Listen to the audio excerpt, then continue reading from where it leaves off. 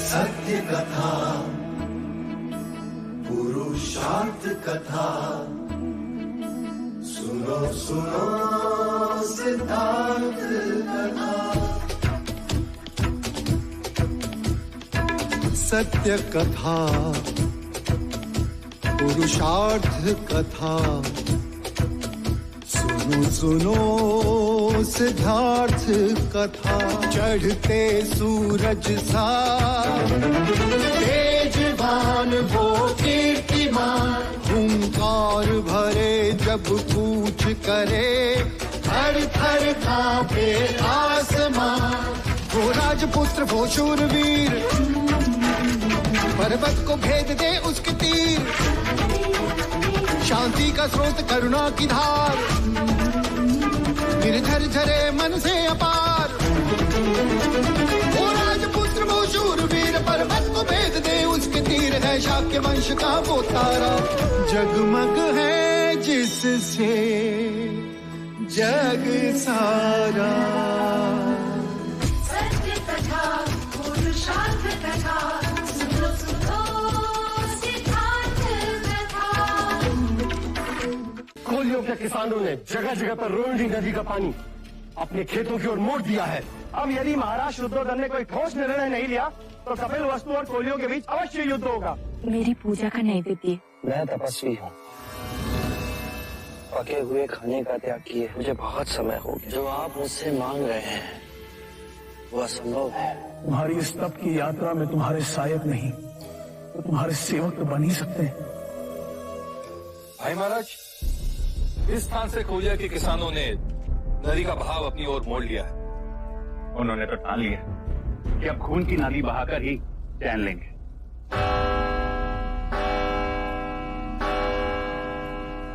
इतनी रात है। सैनिक,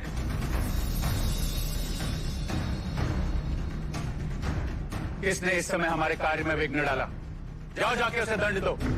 रुक जाओ, ये तुम क्या कह रहे हो अनुज? कोई याचना लेकर आया होगा। जाओ, कौन है? लेकर आओ उसे।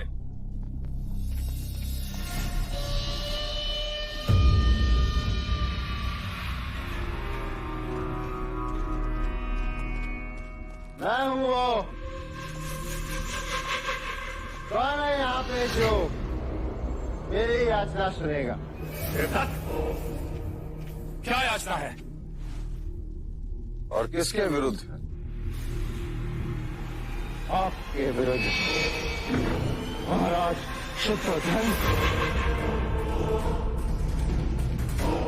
उसमें था। चलो चलो चलो। नहीं, अपनी याचना सुनाए बिना यहाँ से नहीं जाऊंगा। महाराज शुद्धोधन, आपने मुझे सदा अपमानित किया है। बचपन में गोद में बिठाया और धकेल दिया। आज मैंने अध्यक्ष के आसन पे बिठाया और मेरे हाथ पकड़ के उठा लिया। पूरी शाक्य सभा के सामने मैं हंसी का पात्र बन गया। तुम यूं नहीं समझोगे। चलो यहाँ से।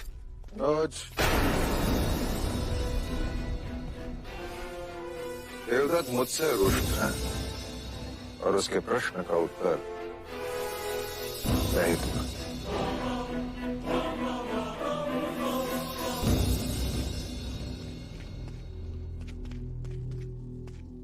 पुत्र,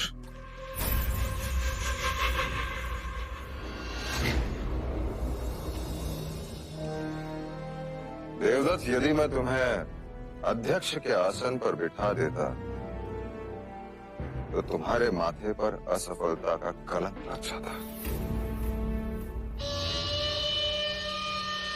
कैसे? कोलिया नरेश राजा दंडपानी केवल मुझसे ही वार्तालाप करने के लिए तैयार है और यह समस्या अत्यंत गंभीर भी हो सकती है और उसका सारा कलंक, सारा दोष तुम्हारे माथे पर होगा पुत्र। वाह महाराज,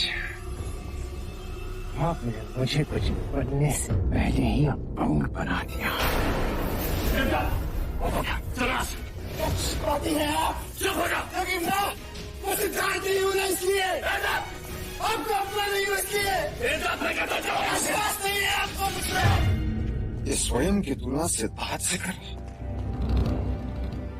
उसके गुणों का एक कण तो होता इसमें।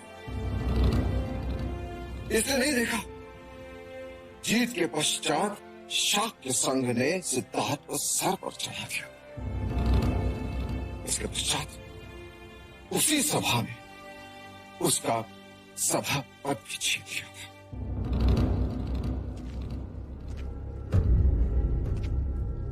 मेरी नियति यही थी कि परस्पर क्लेश को बुझाते मेरी आयु बीत जाएगी।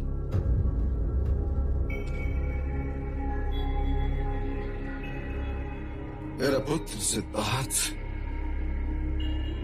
इन बंधनों से तो मुक्त हो सका।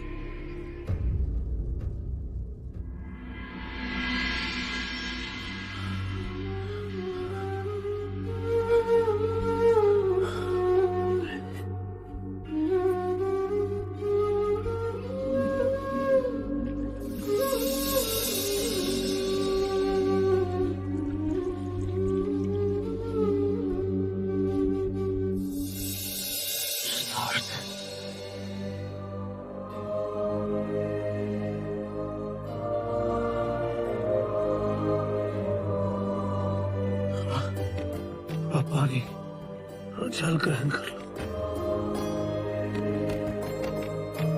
नहीं गुरुवर,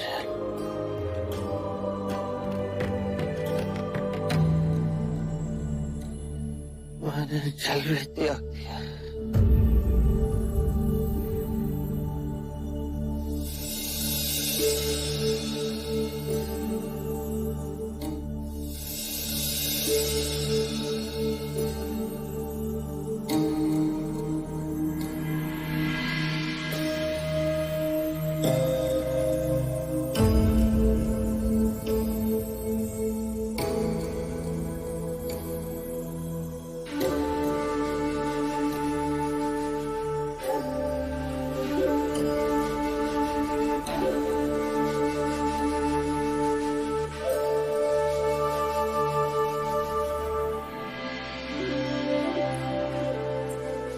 पूर्णा, ये वही जोगी है जो इतने जीवन से भरे थे। उनके एक साथी तपस्वी को मैंने ये कहते सुना कि उन्होंने कई दिनों से पानी तक नहीं पिया है। हे ईश्वर, ये कैसी तपस्या है जो पानी से पैर बांधे? सिद्धार्थ बहुत दुर्बल हो गए, बड़ी कठिनाई से तो चल पाते हैं। उन जैसी तपस्या और कोई नहीं कर सकता। अब तो बस यही प्रार्थना है कि उसे मुक्ति का मार्ग मिल जाए। सिद्धार्थ मुक्ति के द्वार के समीप ही है। इतने कठिन तपश्चर्या से उसके मन से जो पुकार उठेगी वो आकाश का सीना भेद के रख देगी।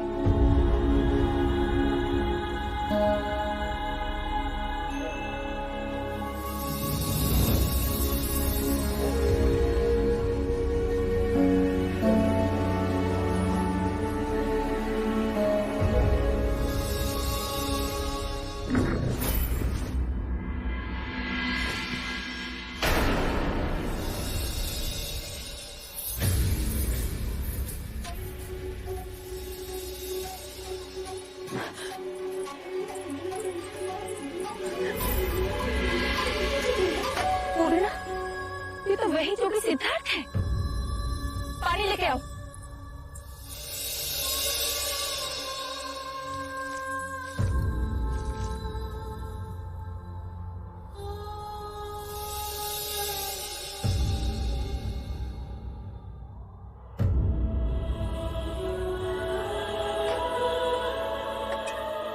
ये आपकी पूजा का नैवेद्य है।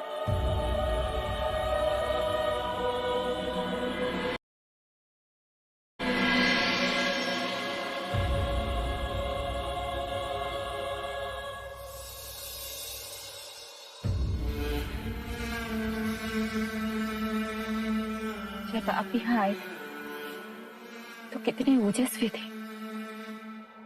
क्या खोज रहे हैं? इसके कारण आपकी ये दुर्दशा हो गई।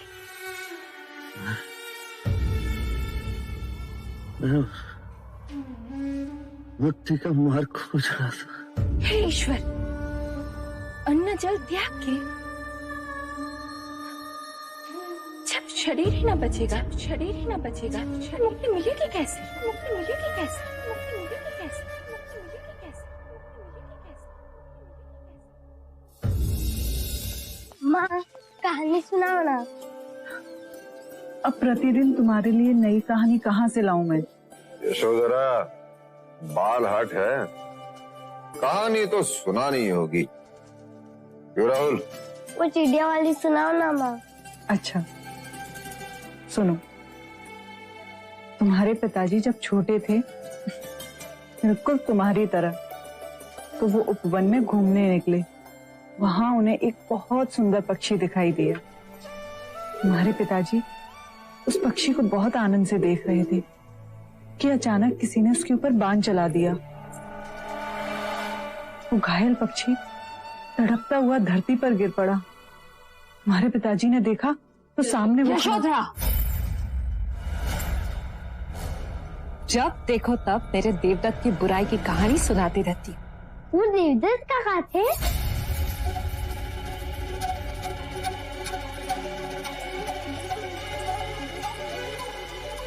आज तक कुपात्र का नाम नहीं बताया था, आपने तो स्वयं ही बता दिया। अब तेरे काका के नाम पे मनगढ़ंत कहानी बनाई जाए तो कौन उसे रोक सकता है?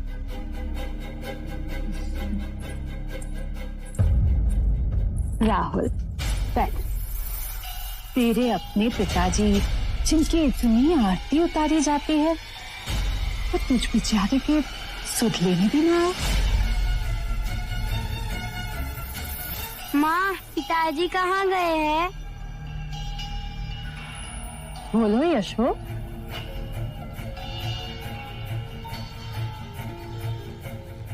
माँ, पिताजी कभी आएंगे? वो मुझसे मिलने क्यों ना आए? बेटा राहुल, क्या अच्छा, मैं तुम्हें बता। यशो, ये भी बिल्कुल अपने पिता पे गया है। एक प्रश्न के बाद दूसरा प्रश्न। यशोधरा, इसके सारे प्रश्नों का उत्तर दे दो। कहीं ऐसा ना हो कि ये भी अपने पिता की तरह अपने प्रश्नों के उत्तर खोजने वन चला जाए। माँ, जरा तो लज्जा करो। यशोधरा की चोट को सदैव कुरेदने की क्या आवश्यकता है? जो स्वयं घायल विवश हो, वो दूसरों को तो घायल करेगा ही ना। आपको यशोधरा की बड़ी चिंता है, और मेरी? आज भी जब मैं आपको देखती हूँ तो तेरे पुराने घाव फिर से हरे हो जाते हैं। तेरे क्रोध की और परीक्षा न लो। मुझसे किए हुए छल का घाव तो ना भर सके और मुझे आंखें दिखा रहे। मेरे टूटे हुए मन से पुकार निकली और भगवान ने आपका भी सर्वनाश कर दिया।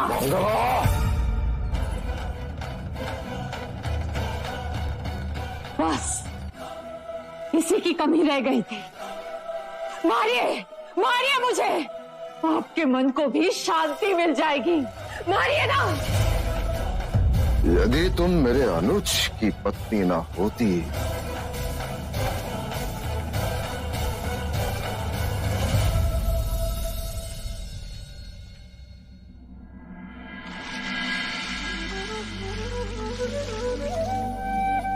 शरीर को सुखा मैंने केवल अपना ही घात किया।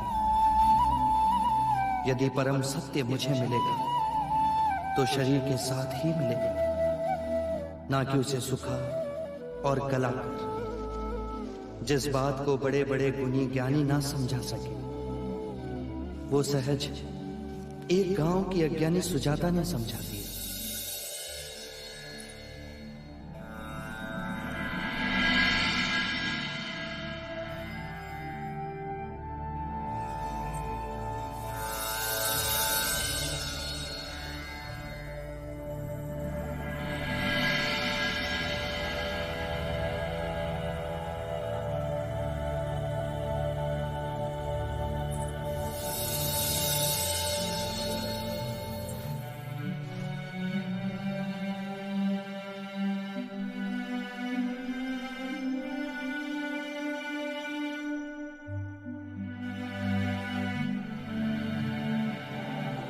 तुम्हारी कई बातों में बड़ा सत्य था सुजाता। मैं कठोर तप के चरम बिंदु तक पहुंचा, पर वहां कुछ नहीं मिला मेरी इस भ्रांति को झुटलाने वाली। तुम मेरी प्रथम गुरु।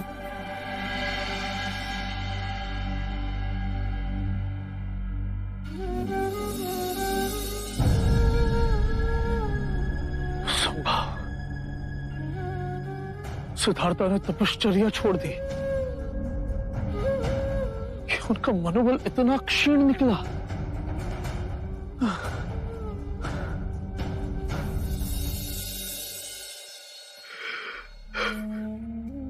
आपकी ही राह देख रहे थे,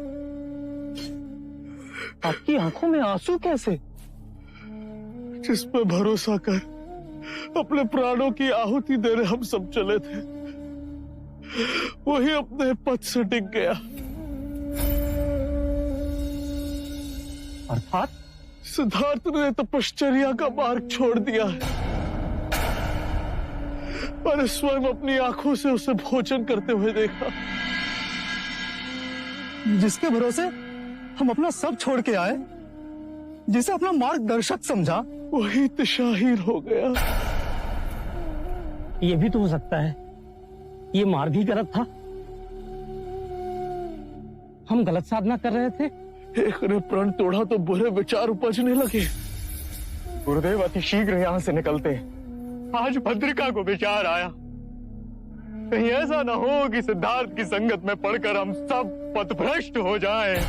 हाँ, संगत का प्रभाव पड़ता है।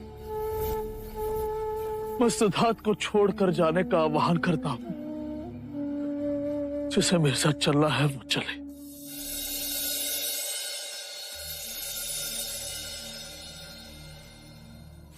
डरो मत। ये घास लिए कहां जा रहे हो? अपनी भैंसों के लिए। नहीं, मैं छोटी जाति का हूँ, अछूत हूँ। अगर आप मुझे छुएंगे तो आप अपवित्र हो जाएंगे।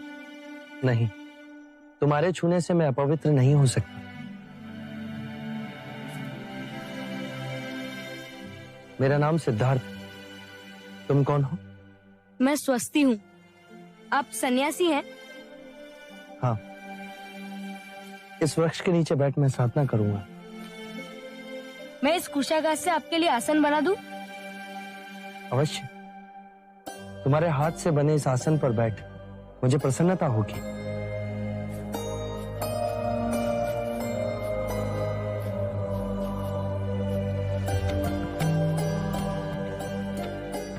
आइए जोगी महाराज। तुम्हारा बहुत बहुत आभार। तुम बहुत दयालु हो स्वस्ति।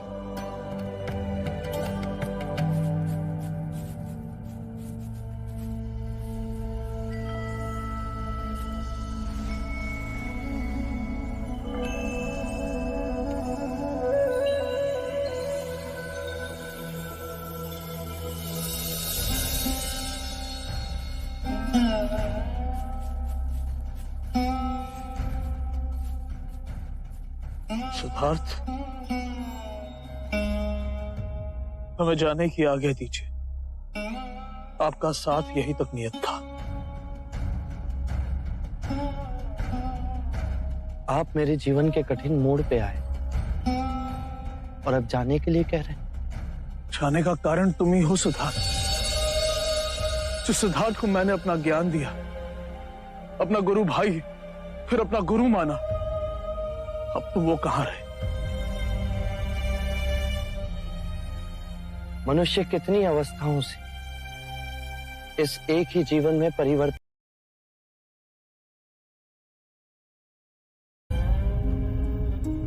बाल अवस्था से परिवर्तित हो उसका रूपांतरण युवा अवस्था में होता है और युवा अवस्था परिवर्तित हो प्रौढ़ अवस्था आती है।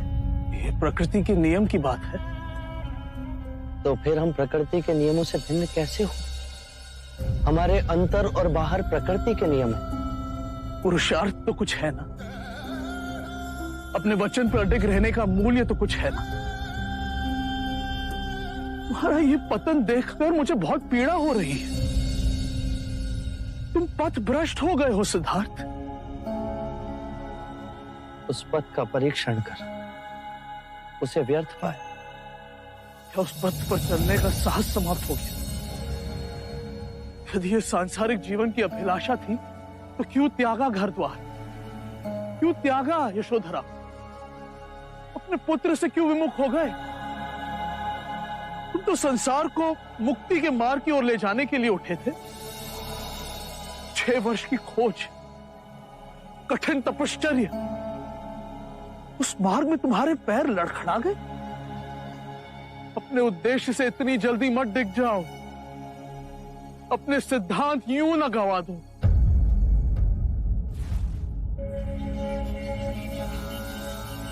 गुरुवर्य, केवल अपनी बुद्धि से नहीं, स्वयं अपने आप को उस आग में तपाकर यदि ये जाना कि उस मार्ग में कोई त्रुटि है तो उसे छोड़ देना ही उचित है। जीवन नदी के पानी का बहाव है, यदि एक स्थान पर रुक जाए तो दूषित हो जाता है। मैं जीवन के बहाव और ऊर्जा के आगे खड़ा हो गया था।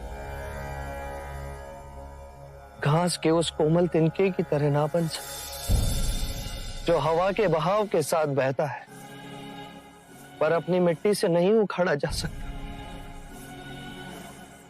मैं आपको आश्वासन देता हूं कि मैं उस घास के कोमल तिनके की तरह अवश्य बनूं।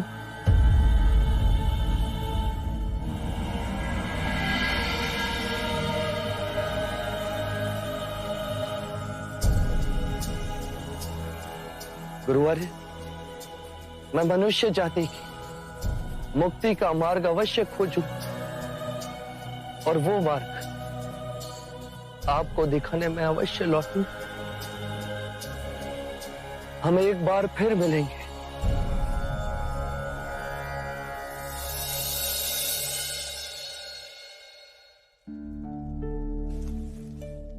यशो, कहाँ गए?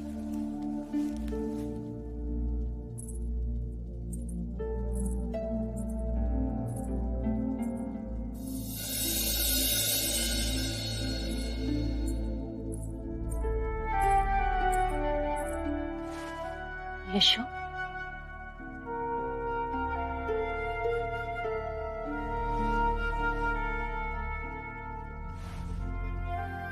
क्या हुआ पुत्री? तू यहाँ क्यों सो रही है? आप मेरी चिंता ना करें। यशो, बोलना। कुछ दिनों से मन में बहुत छटपटाहट हो रही है और फिर कल रात ही मेरे स्वप्न में भी आए थे। सिद्धार्थ तेरे मन से गया ही कब था? हाँ, पर अब तो भेंट केवल स्वप्न में ही होती है। हाँ, कल मैंने देखा कि ये घास की शैया पर सो रहे हैं और आज जब मैं मंदिर गई तो एक साधु एक पेड़ के नीचे घास पर सोते दिखाई दिए और उन्होंने अपनी बाहों को सिरहाना बनाया था। तो मुझे लगा कि मेरे स्वप्न और यथार्थ के बीच कुछ तो संकेत है। सिद्धार्थ ने जो मार्ग चुना है उसमें सुख और आराम कहाँ? उन्होंने जो मार्ग चुना है उसमें मैं उनकी सहभागी न बन पाई, पर सहयात्री तो बन सकती हूँ। इसीलिए मैंने ये व्रत लिया है कि आज से मैं बिछौना त्याग धरती पर ही सोऊंगी। यशो, इतना कठोर व्रत क्यों? अग्नि को साक्षी मान हमने सुख दुख में साथ निभाने का वचन लिया। आज वो शरीर से भले ही मुझसे दूर हो, पर मेरे मन के निकट ही है। तो जो मेरे पति का भाग्य, वो मेरा भी भाग्य।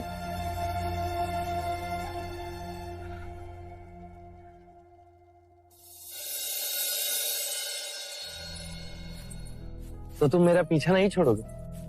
कदापि नहीं। आपको उरूविला छोड़ने की क्या आवश्यकता थी? इतने घने जंगल में आप करेंगे क्या? ध्यान और तपस्या। वो तो आप नदी के तट पे भी कर सकते थे। मुझे पूर्ण एकांत चाहिए सुजाता। अब आप सबको मेरे लिए कष्ट उठाकर आने की आवश्यकता नहीं। हम आपकी साधना में बाधक नहीं बनेंगे, किंतु एक समय का भोजन आपको स्वीकारना होगा। हाँ तो कहिए। हाँ, बालपन के हट के आगे कभी कोई टिका है क्या?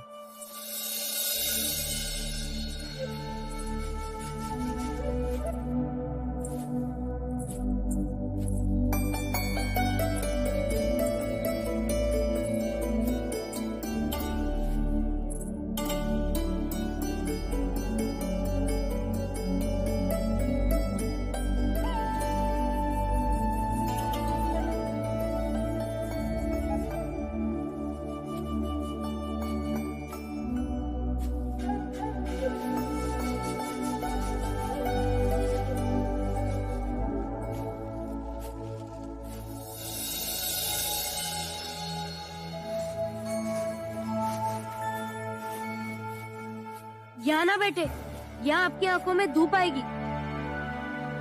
साधना के लिए पूरब दिशा उत्तम। क्यों? पूरब से सूर्य उदय होता है। साधक इस दिशा को शुभ मानते हैं। अब आप लोग जाइए।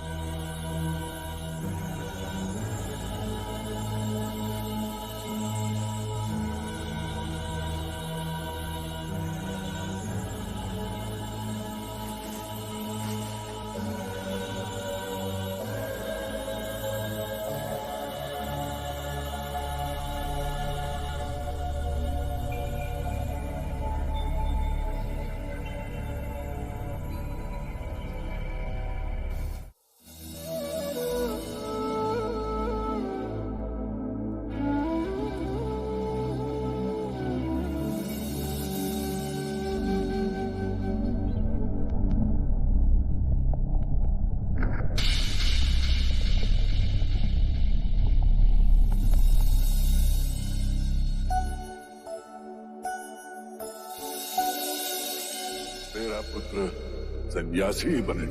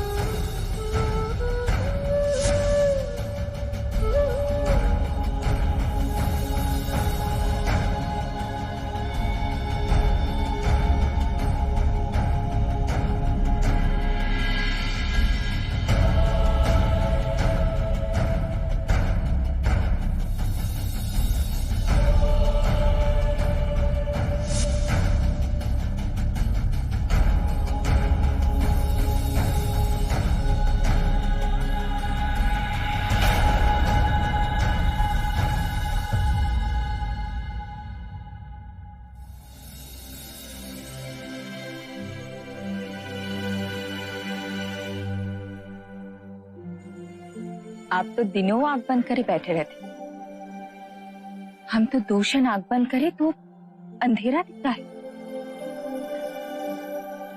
आपने क्या देखा? पूरा जीवन आंखों के सामने से निकल गया। ये पेड़,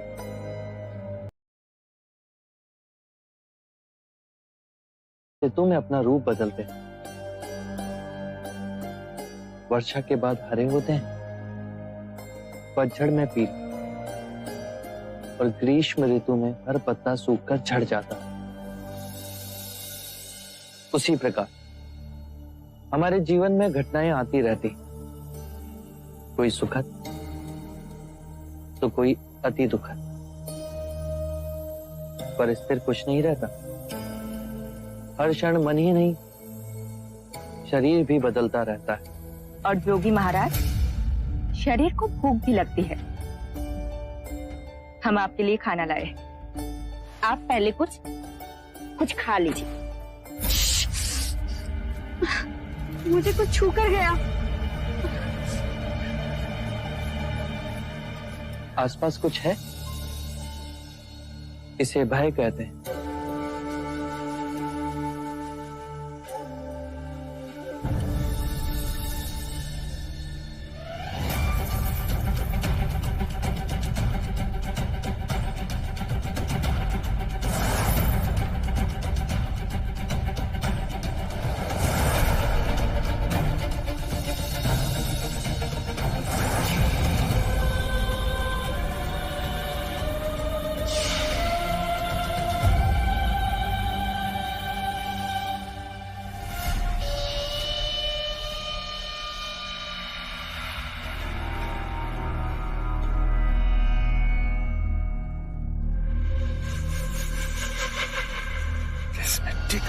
सिद्धार्थ,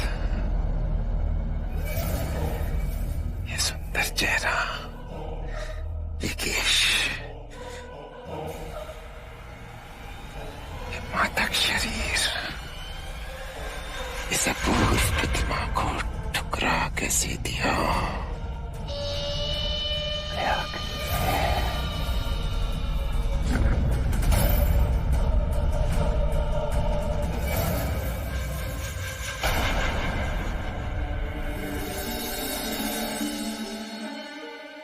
ऐसा लगा जैसे कोई सांप इस शरीर के निकट है।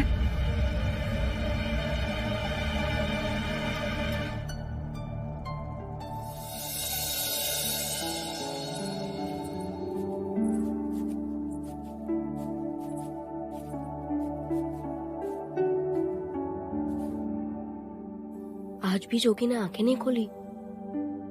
खीर के दोने जस के 10 परे हैं।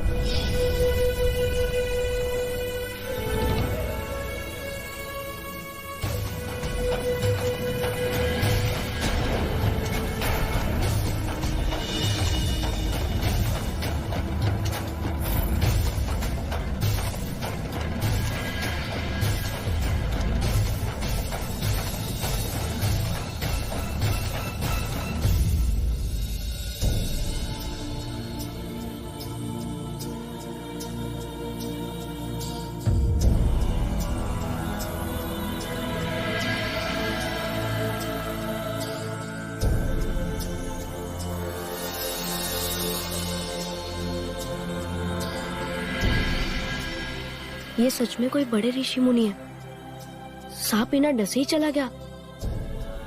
देख तो कैसे पत्थर के हो गए हैं। ये अपनी आंखों से हमें नहीं, कुछ और ही देख रहे हैं, जो हम तुम जैसे सामान्य लोग नहीं देख सकते। अर्थात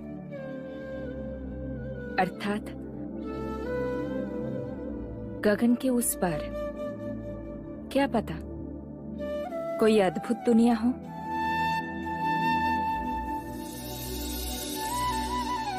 चलो चलते हैं।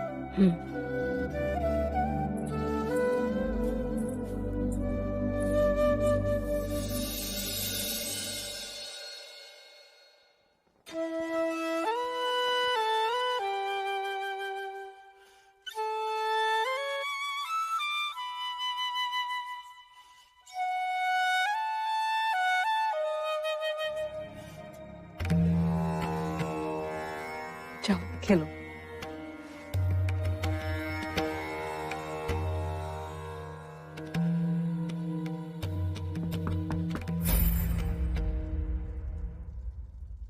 अपने आने की सूचना दे रहा हूं। आ जाओ।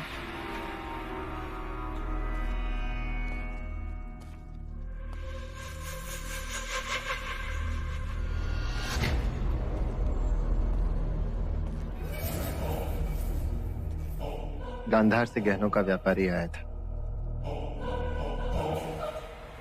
मैंने देखा तो तुम्हारी याद आ गई। सोचा सिद्धार्थ तो है नहीं, तो क्यों ना मैं ही तुम्हारे लिए कुछ ले लूं।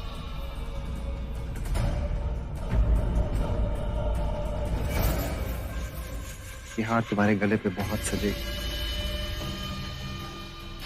लो ना, उपहार है। तुम तो ऐसे देख रही हो जैसे कोई सांप दिख गया।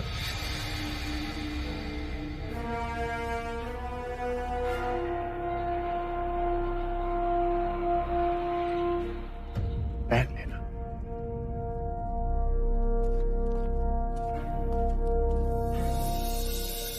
सुनो, मेरी ओर से ये हार उपहार। पर देवी, ये हार तो कुमार देवदत्त आपके लिए लेकर आए हैं। और मैंने तुम्हें दे दिया। इसे तुरंत उठा लो।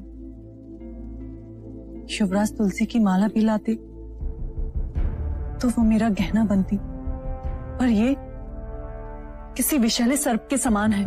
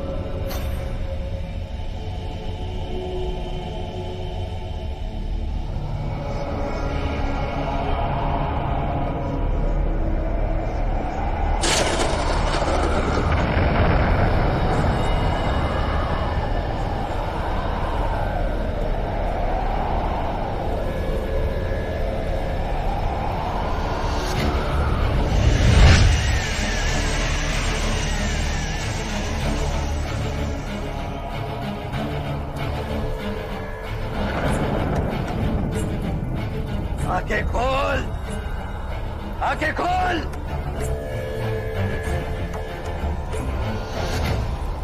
कौन हो तुम? लौकिक जगत में मुझे मारा कहते हैं, पर मैं तेरा ही रूप हूं। मैं भावनाएं हूं, पर तेरी। मन जो विनाशी है, उसके आगे मैं उस अलौकिक जगत में जा रहा हूं जो अविनाशी। अब तो उस अलौकिक जगत में नहीं जा सकता। तेरे तप की सीमा आ गई है, और अब उसके आगे तुम मुझे बांध नहीं पाओगे। मैं तुमसे मुक्त हो जाऊंगा। पर मुझसे विमुख हो क्या नहीं? काम, क्रोध, मद, लोभ, माया, ये मेरे अस्त्र हैं। पहले मुझसे युद्ध कर। नहीं, युद्ध से भावनाएं प्रबल होती हैं, और फिर से यही भावनाएं इसी माया चक्र में फंसाती हैं। मैं इसी कर्म चक्र से परे जा रहा हूं,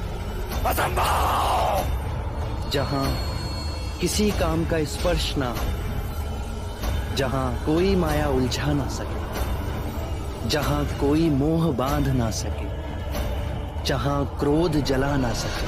कामना, इच्छा, वासना, ये मेरी पुत्रियां हैं।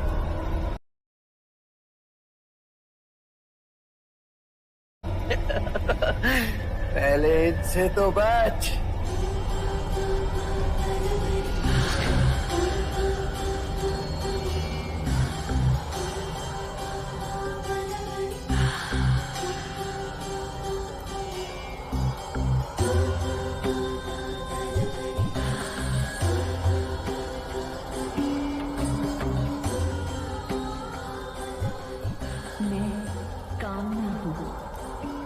स्पर्श में जीवन है, मुझसे प्रेम करो।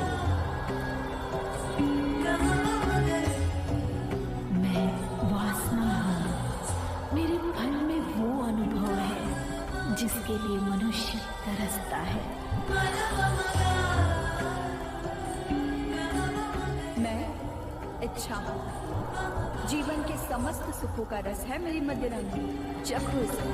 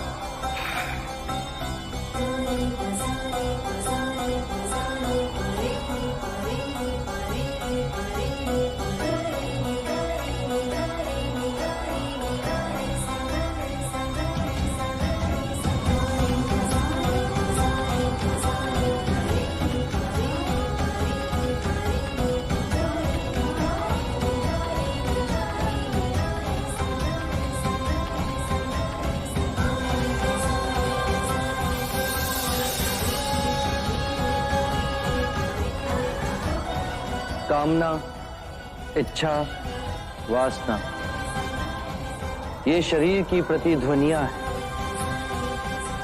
जब शरीर का मोह टूट जाए तो ये केवल एक पत्थर से टकराकर लुप्त हो जाती है। जैसे ज्ञान का सूर्य उदय होते ही अंधकार लुप्त हो जाता है, वैसे ही आत्मज्ञान का सूर्य जब मुदित होता है तो सारे प्रलोभन राग बन धरती पर गिर पड़ते हैं।